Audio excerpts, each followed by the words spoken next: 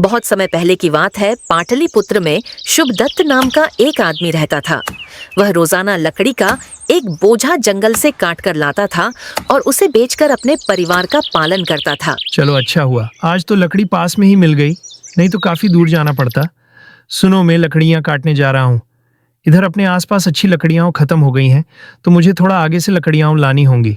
अगर मुझे आने में देर हो जाए तो चिंतित मत होना और गुड़िया को समय से खाना खिला देना। ठीक है, लेकिन आप अपना ध्यान रखिए और थोड़ा जल्दी आने की कोशिश करना। एक दिन वह लकड़ी की तलाश में दूर जंगल में चला गया।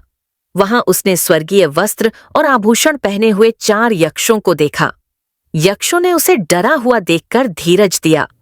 अरे, तुमको डरने की जरूरत नहीं है। तुम यहाँ किधर जा रहे हो और क्या काम करते हो? मैं अपने परिवार का पालन पोषण जंगल में से लकड़ियां इकट्ठी करके जो थोड़े बहुत पैसे मिल जाते हैं उनसे ही गुजारा करता हूँ। उसे गरीब जानकर उन्हें दया आ गई। अच्छा, अगर तुम चाहो तो तुम हमारे घर में नौकर का काम कर लो और तुम्हारे परिवार का पालन हम करते रहेंगे।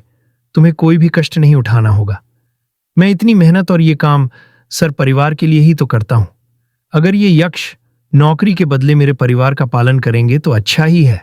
वह नौकरी करने के लिए तैयार हो गया और उनके साथ रहने लगा।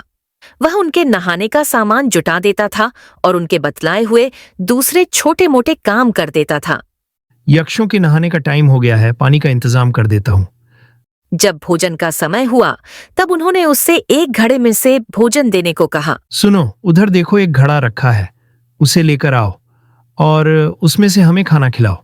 घड़े को खाली देखकर वह कुछ झिझका। यक्षों ने फिर मुस्कुराते हुए कहा, तुम इस बारे में कुछ नहीं समझते। क्या ये घड़ा केवल दिखने में ही खाली है? इसमें हाथ डालो और जिसको जो भी चाहिए हो ये घड़ा उसे वो दे देता है। उसने उनके कहने पर घड़े में हाथ डाला तो देखता है कि उसमें सभी खाने पीने की चीजें मौजूद हैं। उसने उसमें से उनके इच्छानुसार भोजन करा दिया और खुद भी अपने इच्छानुसार जी भरकर भोजन किया।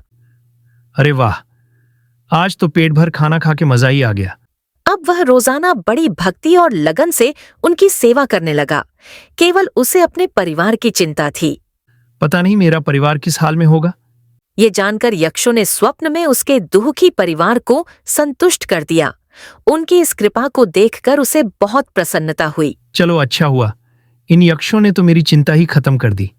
जब वह 1 महीने उनकी सेवा कर चुका तब यक्षों ने उसकी स्वामी भक्ति से प्रसन्न होकर उससे कहा, शुभदत्त, हम तुम्हारी स्वामी भक्ति से बहुत खुश हुए। तुम एक वरदान मांग लो मालिक। अगर आप मुझे कुछ देना ही चाहते हो तो मुझे ये कभी ना खाली होने वाला घड़ा दे दो। नहीं शुभदत्त, तुम कुछ और मांग लो। तुम इसे नहीं संभाल पाओगे। अगर ये गिर गया या फूट गया तो ये अपने असली मालिक के पास चला जाएगा। मैं इसका पूरा ध्यान रखूंगा। आप कृपा करके मुझे ये घड़ा दे दो।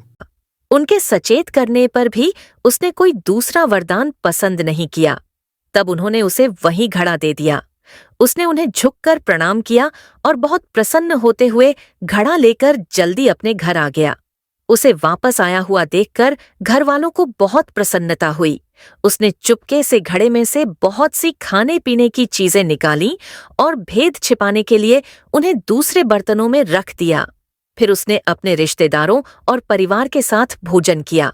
सब उसके दिए हुए इतने अच्छे पदार्थों को खाकर बहुत प्रसन्न हुए। अब उसने जंगल में से लकड़ी का बोझा लाना बंद कर दिया था और वह सब प्रकार का आनंद भोग रहा था। एक दिन जब वह शराब के नशे में था, देखा, शुभदत्त आ गया। उसके रिश्तेदारों ने उससे पूछा, शुभदत्त, एक बात बताओ, तुम इतना अच्छा खाना पीना, कपड़े, पैसे ये सब कहाँ से लाते हो? यह सुनकर वह घमंड में फूल गया। मुझे जंगल में 4 यक्ष मिले थे। उन्होंने मुझसे खुश होकर मुझे एक चमत्कारी घड़ा दिया जिसमें कभी सामान खत्म नहीं होता। जिसे जो सामान चाहिए वो उसे दे देता है। नशे के कारण घड़े की सारी करामात को उन्हें साफ बता दिया। फिर घड़े को लाकर और उसे अपने कंधे पर रखकर बड़ी शान से नाचने लगा। नाचते समय घड़ा उसके कंधे पर से फिसल गया और गिरकर टुकड़े टुकड़े हो गया। फिर शीघ्र ही उस घड़े के सब टुकड़े आपस में जुड़ गए और जुड़कर वह अपने असली मालिकों के पास चला गया। इसे देखकर वह बहुत निराश और दुखी हुआ, पर अब वह कर ही क्या सकता था। उसकी पहले जैसी ही दशा हो गई और वही लकड़ी के बोझे फिर जंगल से लाने पड़े। उसकी यक्षों से फिर कभी भेंट नहीं हुई। इसलिए तुम देखते हो कि अभागे मनुष्य, जिसकी बुद्धि मदिरापान अथवा दूसरी बुरी आदतों और मूर्खताओं से भ्रष्ट हो जाती है, यदि वे धन को किसी प्रकार प्राप्त भी कर लेते हैं तो भी उसकी रक्षा नहीं कर सकते। वह धन वैभव उन्हें छोड़कर चला जाता है। सदाचारी और महान पुरुष ही इसकी रक्षा और उपभोग कर सकते हैं।